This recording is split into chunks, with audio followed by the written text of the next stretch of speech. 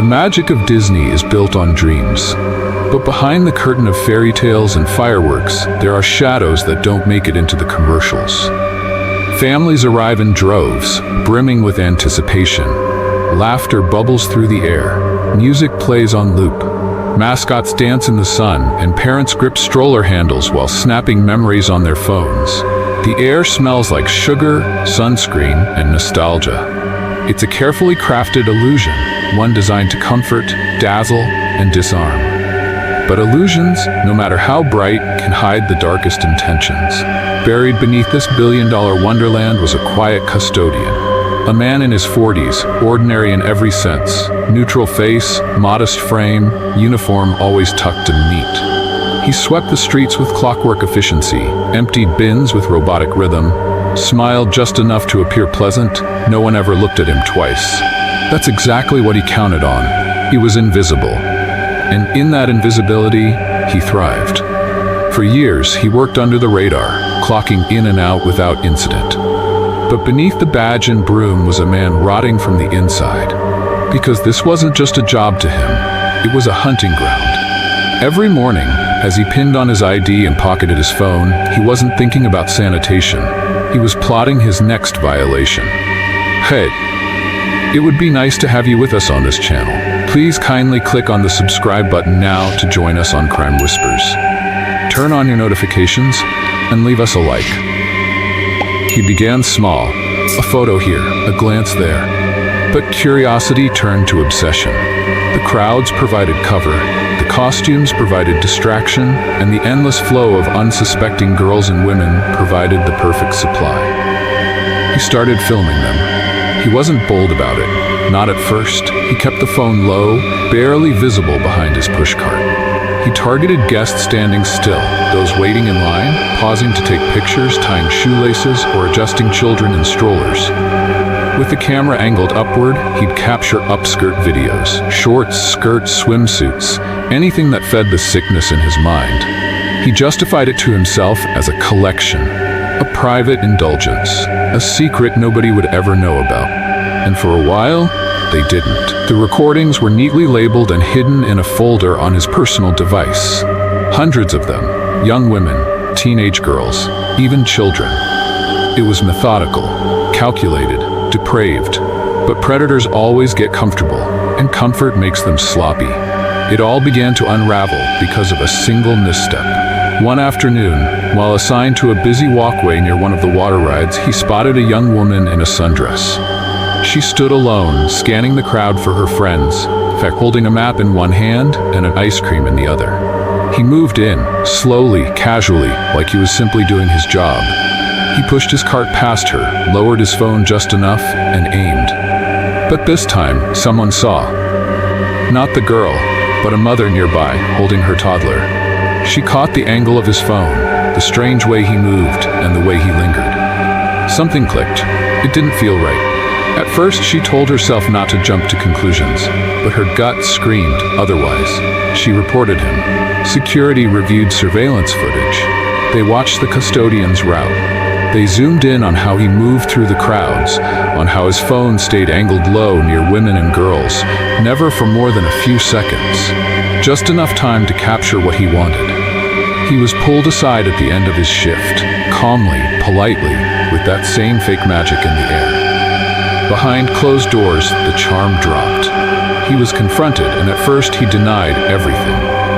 But when they asked for his phone, his hands trembled. What they found wasn't a few accidental clips. It was an archive, video after video, dozens, then hundreds, each file meticulously named and organized. Most were filmed inside the park, often during peak hours. Some dated back years. He had filmed women on rides, at snack stands, standing in lines. He had captured children playing, mothers holding hands with toddlers, girls spinning in dresses under fountains. It wasn't just creepy, it was criminal. The investigation escalated quickly. Law enforcement got involved. The phone was seized, along with his personal laptop and hard drives. The contents were even more disturbing than anyone imagined. Many of the videos had been uploaded to cloud storage. He wasn't just collecting them for himself.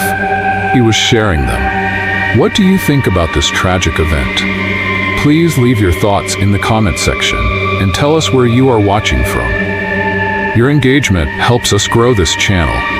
A quiet, invisible man had turned the most magical place on earth into a perverse hunting ground. He used the very atmosphere of innocence and joy as his camouflage. The betrayal hit hard, not just for the families unknowingly caught on tape, but for his coworkers too, many of whom had shared meals with him, stood shoulder to shoulder during long shifts, even invited him into their lives. They were devastated. Some blamed themselves, others felt sick. How could we not have seen this? That question echoed in every break room, every HR meeting, every closed-door discussion.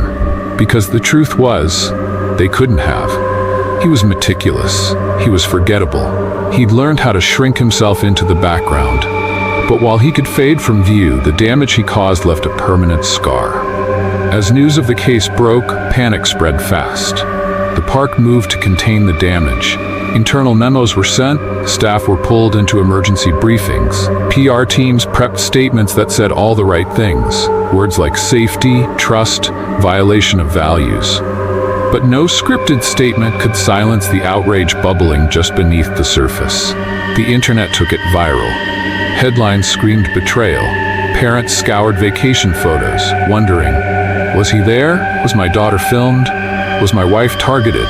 There were no clear answers, no list of victims, no way to warn the people who'd unknowingly been violated, because the man didn't label his files with names, just vague descriptors. Red dress, little girl with blue bow, mom with stroller, ice cream cone. Each title hinted at a face, a story, a moment stolen. Some victims were identified, but not all. Many would never know. For one mother, the news was soul-crushing. She had taken her 2 daughters to the park a year earlier to celebrate a birthday. One of them wore a princess costume. The other had her first pair of Mickey ears. She later found out both had appeared in clips saved on his hard drive. The police called her during the investigation. She threw up in her kitchen. It wasn't just a violation, she said later. It was a desecration. He filmed my daughters like they were objects, my babies, in a place we trusted, where we were supposed to be safe. Another woman, a college student who had visited with friends, discovered one of her clips had been shared online. She hadn't even known about it until someone from the legal team reached out. She described the shame as a heavy, suffocating thing. I didn't ask for this, she whispered. I didn't even know it happened, but now it's out there. I'll never get it back. The ripple effects were massive. The park instituted sweeping changes, stricter surveillance reviews, retraining for all custodial staff, even random device checks. But it felt like a bandage over a bullet wound. The betrayal couldn't be erased. The footage couldn't be undone. And the man at the center of it all? He sat in a holding cell, quiet as ever. Not apologetic, not emotional, just empty. The same blank expression he wore while pushing a broom through Main Street was now staring back at detectives across a cold interrogation table. He gave minimal answers, claimed he never touched anyone, as if that somehow made it better, claimed he was just looking, said he couldn't help it, but there was no justification that could dull the horror. This wasn't voyeurism, it was exploitation. And for those affected, the trauma wasn't just in what was done. It was in the silence, the secrecy, the fact that someone could hide their depravity behind a uniform and a smile for so long. One lawyer described the case as one of the most haunting betrayals of public trust she'd ever seen. Not because it was the most violent, but because it was so intimate, so quiet, so well hidden, and it happened where no one was looking. A place where innocence was supposed to be untouchable. The trial was quiet. No dramatic outbursts, no tears from the defendant. Just cold facts, damning evidence, and victim statements that shattered the courtroom's stillness like glass. The prosecution didn't need theatrics. They had hundreds of videos, hard drives filled with years of predation. Expert witnesses outlined how the defendant's behavior wasn't a lapse in judgment, but a deeply rooted pattern. It wasn't impulsive, it was calculated. Victims gave statements behind closed doors.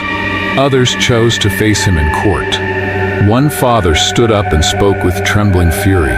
"My daughter is 8. She's supposed to feel safe in this world, not be turned into your private footage. You didn't just steal videos, you stole peace." The judge didn't hold back. He called the acts a gross abuse of access, trust, and power.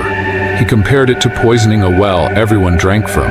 He sentenced the man to years behind bars, not just for the filming, but for distribution, child exploitation, and possession of illicit content. But no sentence felt long enough, because this wasn't just about law. It was about trauma, about the deep psychological tear in the fabric of everyday life. Because how do you walk back into a theme park after this? How do you trust the man sweeping the sidewalk? How do you look at a phone being held near your daughter and not flinch? The fallout didn't stop with prison bars. The park faced lawsuits. Some settled quietly, others very publicly. Parents demanded transparency. Advocates called for national legislation around voyeuristic crimes in public spaces. Lawmakers took notice. The case sparked a new wave of debates around digital consent and surveillance abuse. But no legal bill could erase what had already been seen. The digital footprint he left behind was permanent. Somewhere out there in the dark corners of the internet, those stolen moments still lived. Traded by predators, viewed by strangers, dissected by monsters. That truth haunted families more than anything else. And yet amidst the pain, there was resilience.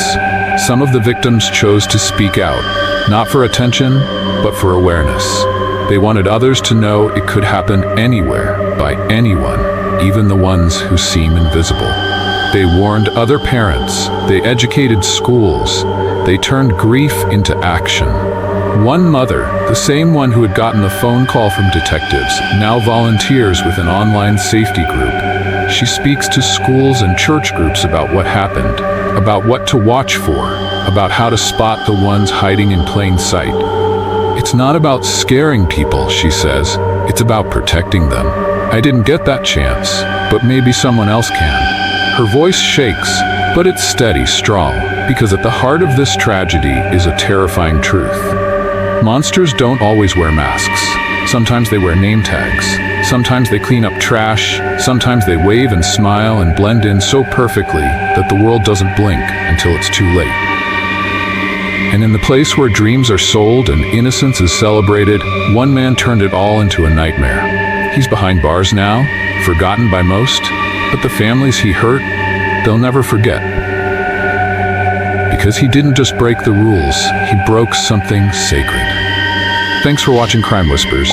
If this story gripped you, like, comment, share, and don't forget to subscribe for more disturbing true crime stories that lurk in plain sight.